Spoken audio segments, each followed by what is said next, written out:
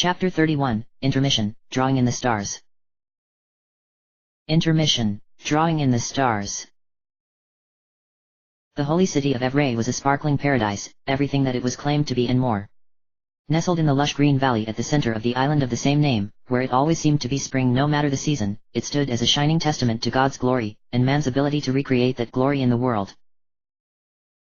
The streets were paved with gold, but none took notice. They had put aside material desires before they had come, from all parts of the world, to devote their lives to the worship of Saint Eva. The buildings were just as beautiful, every one a manner of gleaming marble. Over them all, the gargantuan grand cathedral of Saint Eva loomed watchfully, an eternal reminder of the purpose for which the inhabitants had come to the place. Even such a city as this, however, had by necessity its back streets and gutters, its nooks and its alleys. And it was in one such shady alley, hidden from the eyes of men if not God, that Paladin struck Paladin, smashing him to the gleaming cobblestones. "Get up," Ray Braddock said softly, rubbing his mail-clad fist, as he stared down at his sworn brother, Gabriel Marquez.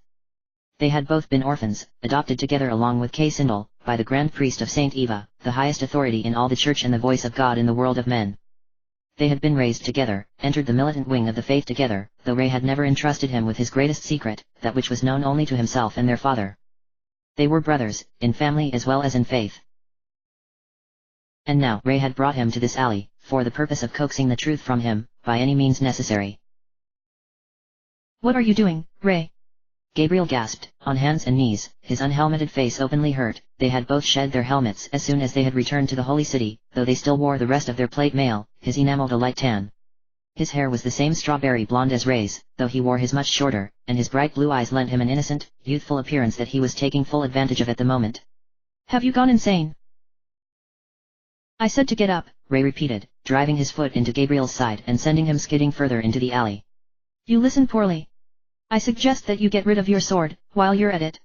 They'll only get in our way." Okay, just take it easy, will you?" Gabriel pleaded, rising back to his feet. Unclasping his scabbard from his side, he dropped it and the sword within the street. "I'm not going to fight you, Ray. What's this all about? Why are you doing this?" "That's your decision," Ray said coolly, ignoring the questions for the moment, as he removed his own blade as well. "I suppose that will speed this up even more." Raising his fist again, he delivered a hook to Gabriel's ear that sent the younger paladin sprawling to the golden cobbles once more. Advancing, he stood over him, backlit by the rising sun. "As to why?"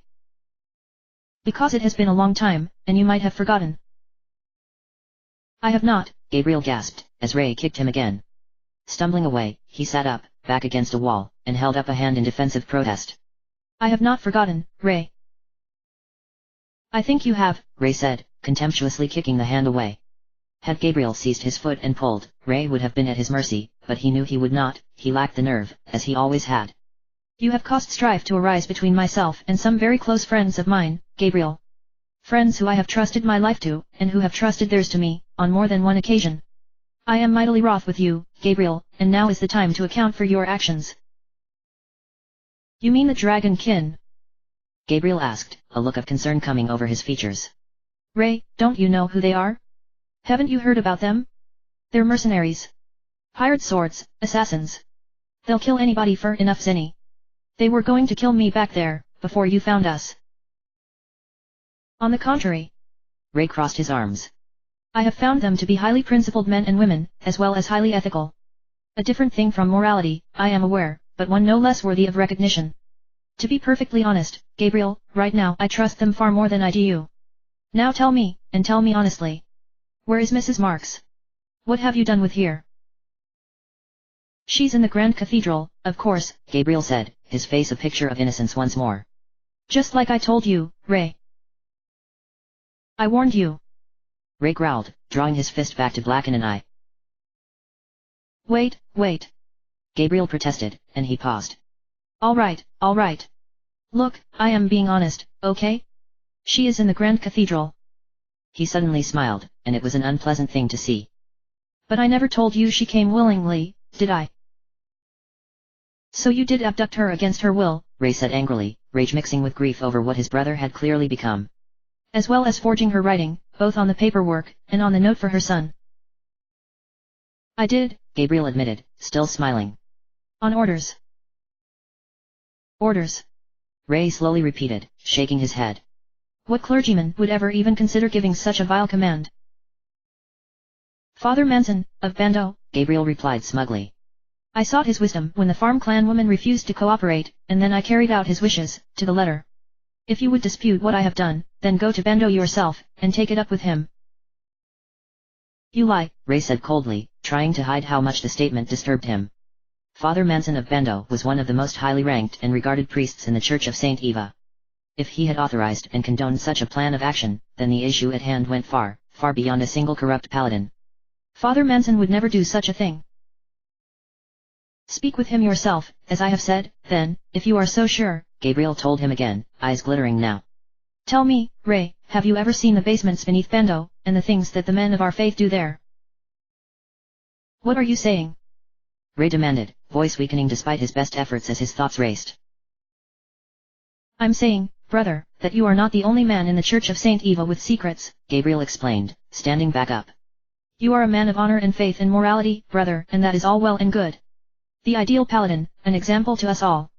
But sometimes, the Church of Saint Eva requires servants of another nature. Those who will do what is best for the Church, even if it is not quite congruent with doctrine. It is with them that I have flourished, brother mine, as have many in the Church of Saint Eva, under Father Manson's tutelage. And just what do you know of my secrets? Ray asked quietly, putting everything that had been said after that out of his mind for the moment. Another matter, one that caused him even more anxiety than their previous discussion, had abruptly arisen to demand his full attention, despite how troubling everything else that had been said was. Why, everything, brother Ray, Gabriel gloated, apparently unaware of just how much danger he was in. Our Holy Father told me everything about you, once I had pleased him with my devotion to the Church. He said that brothers should not hold secrets from each other, and I agree. And now you know my secrets, as I know yours. If you ever tell a single soul of what you have learned. Ray whispered ominously. And what if I do? Gabriel sneered, the gleam in his eyes unnatural now. You'll kill me? You? Ray Braddock, all goodness and light and virtue, killing his own brother in cold blood? Don't make me laugh. I'll make you. Ray started to snarl, only to be cut off by a living pull of lightning as wide as an oak tree that burst from the heavens to obliterate the street between them, forcing both of them to draw back. And Saint Eva spoke, and he said, Let brother never turn against brother, for that lack of unity is a sin, and will lead one or both away from the worship of my glory. The old man standing in the mouth of the alley bellowed, staff raised in the air. Clad in rich robes of violet and green, he was short and squat, but his bald head was overly large and perfectly round, seeming almost to be half the size of the rest of his body. His nose was big and red, his beard was a dirty yellow, and his piercing black eyes a mystery to all men. Enough of this, both of you. Father. Both paladins exclaimed in unison, for it was indeed the archpriest of Saint Eva, the voice of God in the world of men, who had interrupted them. Gabriel. He thundered. Return to the Grand Cathedral and seek instruction from Father Willow. Ray, walk with me, and let us talk of this. Yes, Father, Gabriel said solemnly, as did Ray in the same breath. The younger paladin quickly walked past their father, and continued out into the street. Only when he was gone did Ray approach the man he most respected in all the world. You told him, Father? He asked quietly. You told him what I am? Did you tell Kay, as well? Brothers should have no secrets from brothers, but sisters are a more complicated matter, are they not? The archpriest replied with a merry chuckle that didn't seem to fit his harsh features. Rest easy, Ray. Gabriel will not betray your trust. But I trusted you, Father, Ray whispered. Trust in Saint Eva, my son, the archpriest said with absolute faith, spreading his arms. So long as Saint Eva guides our path, all will happen according to his will. Now come with me, walk with me, talk with me, and we will speak of many things. Of Carmen, and of Bando. Of Brother Gabriel, and of Father Manson, and of farm clan women. Come, let me calm your fears and quiet your emotions. Yes, Father, Ray replied automatically, despite all of the worries and suspicions and dreads that had shaken everything that he had thought he knew. For that was the extent of his respect and his regard for his father, the father of all the Church of Saint Eva. As you wish, Father Habaruko.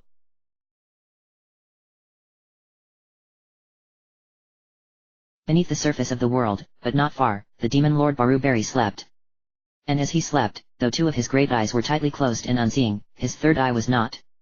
For the demon's third eye did not see the dark cave in which he had retreated to since the day of opening years ago, but instead saw that which was seen through the eyes of the destined child. Though Baruberi slept, still he watched Ryu Batison of the Dragon Kin, as God's time grew nearer and nearer. Baruberi. In an instant, the third eye of the demon slammed shut, and his other two open, all at once. For no matter how deep the slumber, no matter how great the distraction, the greatest and eldest of all demons would always recognize that voice, ever since first it had spoken to him nearly a century ago one day, as he held the speaker gently in his mighty claws. Stretching those same claws out before him, he laid them flat on the cavern floor before him, arching his twisted body forward in the closest approximation of genuflection it could manage. I hear and obey, oh my God, he rumbled. How may I be of service? What is happening, Baruberi? What has occurred in the world above? Tell me of these things. My God. Baruberi asked, puzzled. I had thought that Habaruko was keeping you informed of. He cut off with a pained gasp as the sensation of his bones and carapace turning to the ice from the ancient age of frost, as much beyond freezing as lava was beyond burning, consumed his right arm. Until the coming of his god, he had almost forgotten just how cold that age had been, but now it returned to him again, turning the entire limb into a searing mass of agony. I did not ask you to tell me of Habaruko, Baruberi. I asked you to tell me what you know of the world above, and of recent events there. Yes, my God, Baruberi groaned, unmoving. I beg your forgiveness. Perhaps. I will allow you another attempt, at the least. I owe no mercy to any, but I do possess a certain fondness for you, Baruberi. Though, of course, it does not change your ultimate fate. I understand, my God. Baruberi nodded his hideous head as the pain receded. My thanks, and worship. He paused a moment for thought before continuing. The destined child continues to grow in strength and in resolve, as do his companions. At first, they doubted their destiny, and strove to avoid and counteract it whenever possible, but as time has gone on they appear to be resigning themselves to it. No. It may be more appropriate to say that they are growing to accept their destiny, more so with every passing day. Then the destined child will fulfill his purpose? Yes. Baruberi smiled, slow and horrible. With every step he takes, every day he lives, he grows closer. Yes, he will fulfill his destiny. He will open the gate for us. This pleases me, Baruberi. You and all of my greatest servants have the gratitude of your God, even though you shall receive no mercy. Speak of them to me, now. How well have my servants been spreading word of my divinity? Habaruka continues to make good use of his position, of course, Baruberi explained slowly, this was a more touchy subject. As always, his genius is unparalleled. I was unsure of the wisdom of taking up such a prominent position in the outside world, but he has proven my worries unfounded. Necromancy serves him faithfully in that regard as well, though. He hesitated before continuing. He has reported that his efforts in Windia have failed, much to his frustration. An echo in fate, perhaps, of his previous downfall in that same country a millennium ago, before he turned to your service. This time, there was a long and meaningful silence before the voice came to Baruberi again with a terrible, cold anger audible within it that was all the more frightening to him because of its restraint. Necromancy will be punished for his failure. What of the others? What of Kawadara and Shapukai and Aruhameral? My God. Baruberi hesitated, for he knew that his god already knew what he would say, but continued regardless, the lesson of a few minutes passed still sharp in his mind. Slain, my God. All slain. The destined child and his comrades sought them, one by one, and killed them in combat after exposing them. They are gone, and unable to serve you further. You are incorrect, Baruberi. All those who worship me serve me eternally, even beyond their deaths, for the power of their lost souls is still mine, and will be for all eternity. But that is not what I ask of you. If they are slain, then what of the commands I gave to them? Do Sima and Highland worship me, and give to me their strength? They do not, Baruberi replied regretfully. Kawadara and Shipukei's plans were undone with their deaths. Sima is still uncaring of religious matters for the most part, while Highland continues to worship Laden, all in secret. There was a long silence again, and this time Baruberi could almost feel the rage contained within his god's mind before the voice came to him once more. It is of no matter. Their failures have simply delayed the inevitable. In time, all that lives and breathes upon this world will be mine, just as all that lives and breathes beneath it. What of Aruhameral, then? That is a different story, my god. Baruberi smiled again. Though he was slain as well, before his downfall, he was able to accomplish his mission. The wise tree does still remember some things of inconvenience, but the most perilous of your secrets has been erased from his mind forever. Though Aruhameral may be gone now, still he has earned his stature as eldest and most terrible among demons save for myself and Habaruko. I will remember him fondly, then. This pleases me, Baruberi, even if Kawadara and Shipukai do not. Know this now, Baruberi, I was already aware of all that you have told me. As you said, Habaruko has told me everything that you have. But Habaruko is sly, and his words are deliberately phrased to attempt to please me. I wished to hear them from one who has no patience or interest in such flattery, and thus I asked you as well, for I know that subtlety is meaningless to you. It pleases me also that your words match Habaruko's. I am glad of that as well, my god, Baruberi agreed, hesitating for a moment before continuing, and his next words were spoken with utter contempt, both for the one he spoke of and for himself for speaking of him thus. Habaruko is a friend of mine, and I would not wish any more harm than your will deems necessary to come to him. I am fond of Habaruko as well, Baruberi, just as I am fond of you. As I recall the care and devotion with which you raised me from my infancy, also I recall the utter hatred and malignancy with which Habaruko regarded me even as he worshipped me, as he regards all that lives save form himself. Even you, his closest friend. And what of you, Baruberi? How have you occupied your moments since last we spoke, my greatest servant? With the town of Gate, from where the destined child originally came. Baruberi smiled once more. I have taken life from the land, and all that dwell upon it, and dedicated it to you, my god. Not enough to kill, but to weaken, continuous and ongoing.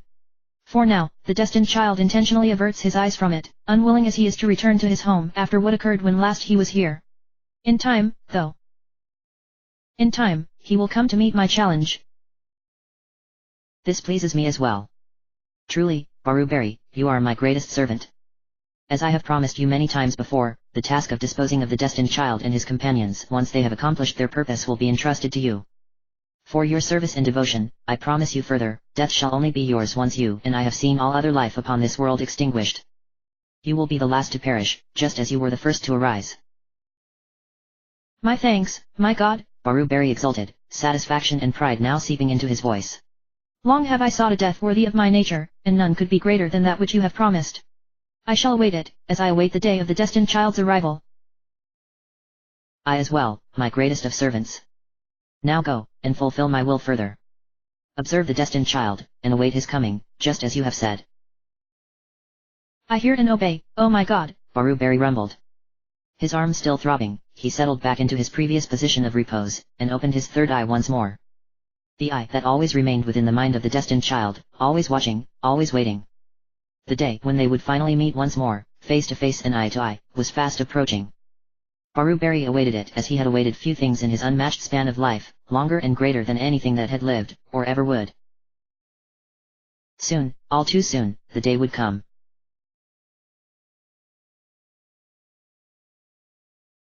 Alright, you mugs, don't start sitting on your asses just yet. Tiga Lee, leader of the mercenary group known as the Renegades, yelled to his men as they walked into their new base of operations. Somewhat predictably, they'd all started whooping and hollering about how much they were going to drink that night the instant they'd entered the canyon. Fan out and search the area to make sure nobody stopped by while we were out, first. What about the prisoner, Chief? Max, one of their two white mages, growled. Despite his profession of choice, both he and the other were just as burly looking as the rest of the group. Me and the client will keep an eye on him, Tiga snapped. Now get moving. Grumbling and muttering without any real bite, the group began doing as he had said. In truth, they'd all known it was coming, but like any bunch of professionals they'd developed their own little routines over time, even if Tiga wasn't usually the one being the hard ass. We are we? The only girl present, and the only one who hadn't followed his order, asked dryly. Patty Smith, the self-proclaimed phantom thief, was putting on an air of exaggerated boredom at the moment, one Tiga was familiar with by now. And if I intended on being the first one to open up the keg? Nice try, babe, but I know you better than that. Tiga shot her a sly grin. She was cute enough, despite her adolescent age, but he wished there was a polite way to tell her there was in fact such a thing as too much makeup, and that red leather leotards and thigh-length boots made it worse. Her naturally blue ponytail and black, bat-like wings hinted at an unusual clan heritage, but none of the renegades had ever asked about that, it wasn't any of their business. You weren't planning on letting this piece of shit out of your eyesight until we were done with him. He nudged their prize with one foot. Insolent fool. The demon they'd brought back to Scotland roared, trying and failing to struggle free of the chains and nets and manacles covering every inch of his body. Bat-winged, with leathery robe and hood that actually bled and were attached to its inner body, the humanoid skeleton glared at Tika. Your soul will scream in the void beyond existence for all eternity. Yeah, we all heard you the first 100 times. Tika kicked him again. This guy had better know something, babe. I know you paid us extra to haul him back alive, but I'm tempted to ask for another bonus just for putting up with his yapping. Hey, I had to listen to it too, remember? Patty reminded him before dropping her sarcastic facade and looking down at the demon with a strange, curious emptiness that still gave Tika the shivers every time he saw it. Most of the time, the teenage thief was an amusingly arrogant brat, but whenever she saw a demon, all of that disappeared instantly in a way that shouldn't happen to kids her age, no matter how rough their life had been. Besides, he knows something. He wouldn't be trying so hard to piss us off enough that we'd just kill him if he didn't. Got a point there. Tika nodded. Of course, if he's that eager to die instead of talking, getting it out of him's probably going to be a pain in the ass. The lost and forgotten spirits of all the extinct peoples of the world will feel pity for your endless agony. The demon snarled, and was ignored by both of them. That's what I have you boys for, isn't it? Patty asked archly. And yes, I know that you charge extra for that sort of thing, and that you get a veto if you don't like it. You know I'm good for it, and after what we found this piece of shit doing, I really don't think you're gonna try to tell me he doesn't deserve it. Wouldn't dream of it, babe, Tika agreed grimly. The renegades were mercenaries, but they had standards, ones that came straight from the top, and he felt no sympathy for the wretched creature they had found in the middle of the undersea city-state of Prima. Whether the demon was possessing, impersonating, or if he had actually once been the wealthy merchant whose form he had been wearing, Tika didn't know, and didn't particularly care. Don't worry your pretty head. We'll find out everything this asshole knows. Your deaths will be only the beginning, and you will forever look back upon them and mourn the relief of expiration. Shame Clarice isn't here, Patty commented idly, glancing away from the demon and regaining some measure of her usual cocky attitude. Not that I'm doubting the rest of you guys, but that kind of thing is just better suited to cold blood than hot, you know. You would be surprised. Tika shrugged. She can shoot a guy straight through the eye socket in the middle of a conversation with him without a flinch, but dragging things out kind of gets to her. Pete made a comment once about her being girly that way and she made him choose which hand he wanted broken. Good for her. Patty smirked for a moment, then let it drop. Hope she's doing all right over there. Getting all sentimental. Tika chuckled, elbowing her in the ribs. I thought this was strictly a business relationship. It is, Patty snapped, a little too quickly. Don't get any ideas, Lee. It's just not the same, without her around. How do you think I feel about it? Tika admitted. But somebody needed to go undercover in Evray, and she was the only one for the job. The rest of us are about as good subtlety as we are at ballet. I noticed, Patty replied dryly. And I sure as hell wasn't going to do it. I'm not going near that place. That's what I'm paying you for. Whatever you say. Tika shrugged, deciding not to point out the fact that she was about as subtle as a brick herself. That wasn't really the sort of thing a professional said to his employer, no matter how much of a rapport they'd built up over the last few months. I'm right there with you about not having her around, though. I'm used to leading by example, not laying down the law. That's what she was good at. The sooner she gets back here, the better. You've worked together for a long time, I'm guessing. Patty asked, idly fingering the handle of the whip hanging curled from her hip. You seem like you have. We were kids together, Tika replied. Just a couple of brats against the world, you know? Always wanted to start up our own gang, so one day, we did. That's nice, Patty said, and for once her voice was soft. That you did that together, I mean. I always wished I had somebody like that. To watch my back, you know. You turned out okay, Tika told her awkwardly. This was the first time they had talked about this sort of thing, and he wasn't sure he liked it. There was something about the girl's past that contained something even darker than that of most street children. At first he had been curious, but the more he learned, the more he didn't want to. Made you tough. Taught you how to survive. How the world works. All that stuff. Yeah. Patty slowly nodded. I guess it did, at that. She glanced down at the demon again. Hey, he's been pretty quiet all of a sudden, hasn't he? I didn't notice, at first. I wonder if we said something that upset him. Seems that way. Tiga grinned, picking up on the sudden subject change and going along with it. Crossing his arms, he turned towards the demon as well. What's the matter, Bonzo? I haven't even touched your tongue. If you even have one. Let me see here, Patty said theatrically, glancing skyward and tapping one finger against the side of her head. I wonder just what it could have been that upset him so much. Was it talking about Clarice? No, wait, he never met her. Maybe it was how we were discussing our plans for him? That would upset me. Or perhaps it was talking about our childhoods. THPPPPPT, you're right. Oh, I know. She suddenly smiled like a knife, green eyes cold and emotionless. It was when we mentioned Ray, wasn't it? Oh, did we forget to mention? Tiga raised an eyebrow with every inch of drama in his body. We already know about that. I wasn't sure what to think about it myself when she told us, but she was the one paying the bills, and as it turned out she was right. Our whole operation here is all about taking the church down, on account of you folks. Was that all supposed to be some big secret, or something? Our bad. Who are you? The demon whispered, staring straight at Patty. I'm what you would call a wild card, Patty replied, still smiling without a trace of humor. And I've bought myself the most loaded deck I could find to back me up, so to speak. I'd tell you to tell Father Habaruko about that, and that one of these days I'll be seeing him again, but I'm afraid that very shortly, you're not going to be in any position to tell him or any of your other friends much of anything ever again. The place is secure, Chief. Don, one of their black mages, reported as he walked up. Oh, good. Tiga cracked his knuckles. Well then, why don't we take our new friend down to the special cells? I think maybe it's time we all got to know each other better. Every one of his men laughed, and none of their laughs were pleasant.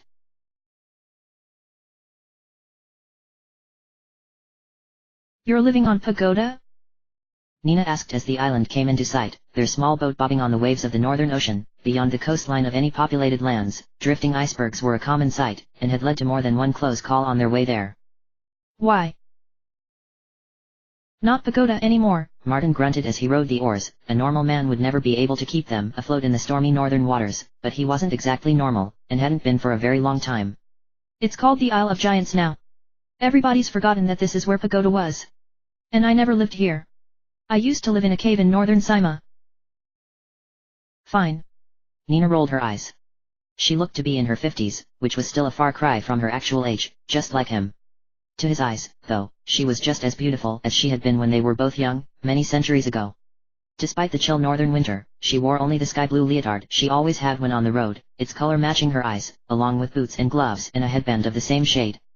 Her short hair was mixed gold and silver now, but her feathered wings were still the same snowy white as they always had been. Why are they living on Pagoda? Because that's what keeps them alive, Martin explained. Same residual effect from Myria being imprisoned there for 1,000 years that got it called the Isle of Giants these days. Magical fallout, I think the term is. Look, don't ask me how it actually works, I was never any good at the intellectual side of things. I have a sword. I cut things with it. I can also turn into a giant lizard. None of which requires much brain power. Point is, they haven't died of old age because they live here, and that's what's important. You've grown a lot grumpier over the centuries, Nina said teasingly. I hope you're the exception in that regard as well. I'm not sure if I could deal with a cranky Karn, let alone Gobet. I suppose I can see it with Bo. And you're just as mischievous as ever. Martin chuckled, tying the boat to the small dock on the island's only beach, an isolated cove on the south side. Gods, I've missed you. And I you. Nina took his hand, and they both smiled as they hopped onto the dock and began making their way inland. It's a shame we won't be able to go flying together anymore. Yeah. Martin sighed. Think there's any chance at all that it'll actually all turn out okay for those kids with that? I'd bet on it, Nina said, frowning. The old snake's not done with them yet. There's going to be some sort of coincidence, and it'll all work out. I suppose I can't argue with that, Martin grunted, then scowled as a shadow fell over them. Oops. Hold on. Well, Nina murmured, looking up into the eyes of the 50-foot gong-head monster looming over them, floating in the air. I can see why this is called the Isle of Giants now. Yeah, it's pretty much exactly what it says on the tin, Martin said as they both drew their swords, his a claymore and hers an edged rapier. A single strike from each of them, and the gigantic monster expired, blood erupting from the pair of massive gashes that crossed each other. You get used to it eventually. I imagine so, yes, Nina agreed as they sheathed their blades and continued walking. Still, it must get unpleasant in the house. Bo has the place warded against monsters, Martin explained. He spent a couple centuries actually studying magic. Bo. Nina raised an eyebrow as they approached a small, but pleasant-looking, cabin nestled between several hills. Studying? Things have changed. She smirked suddenly, impishly. You haven't told them, have you? How would I? Martin gave her a look, but he was smiling as well. I haven't let you out of my sight since that happened. You would have noticed. I suppose I would have, she admitted. So, shall we surprise them? Let's. Martin nodded, opening the door. Hey, guys. Boss. Bo looked up from the knife he was sharpening, sitting at a table in the center of the room. An ancient man of the canine forest clan, the fur covering his entire body had long ago turned gray, but his lean musculature was still strong, and his blue eyes sharp. As usual, he was even less concerned about the cold than either of them, wearing only forest green leggings and boots. Didn't expect you to come visit. His voice died as he saw Nina, eyes bulging. What's the matter, Bo? She asked, prompting a crash from the doorway behind Bo, leading further into the house. No welcome back. That voice, Karn said quietly, as his head popped around the side of the door, looking just as stunned as Bo. A moment later, Goba followed suit on the opposite side. Nina. The portly Menero clansman whispered, disbelieving. Hi. She waved. Missed me. But. How? Bo stammered, and the other two nodded in agreement. Ask the old snake, Martin told them, but despite his cynical tone, he was unable to keep a smile off his own face. Seems the bastard had this planned the whole time. Said it was because we were neutral now, which means he planned that, too. Should have known we'd still be on that damn chessboard of his. Just this once, though, I won't complain. I think we can all agree on that, Karn said wryly as the three of them all walked forward to exchange a hug with her in turn. One of the last of the nearly extinct fusion clan, he looked entirely human physically, albeit with skin much darker than was common in most of the world. His short, curly hair had been similar before age had turned it white, and he still usually wore the same banana yellow vest, shorts, and shoes as always. It's good to see you again, Nina. More than good, Gobi agreed. The stout fishman's vibrant orange scales were touched with silver, as were the long white fins on the top and sides of his head, but his roguish grin was unchanged, as was the twinkle in his eyes. Despite centuries of isolation from them for the most part, he still wore the long white tunic and leather apron that were the customary garb of his clan, along with his sandals and ragged green neckerchief. Taking his turn to hug her, he stepped back, shaking his head in disbelief. This isn't a trick, is it? You're really back? I am. Nina nodded. And I intend to stay that way. She smiled then, a bit sadly. A shame Mogu and Ox couldn't be here. Can't really blame them for not wanting to outlive their families. Karn shrugged, his own eyes clouding over. It was hard enough for me, and they were both the sentimental ones. Does Deez know? Bo asked, sitting back down at the table. We didn't tell her, if that's what you mean, Martin said, shaking his head. She said she wasn't going to associate with us independently of the rest of the team, so that's what we're going with. That's a bit harsh, Ryu, Nina said quietly, as Bo glanced downward.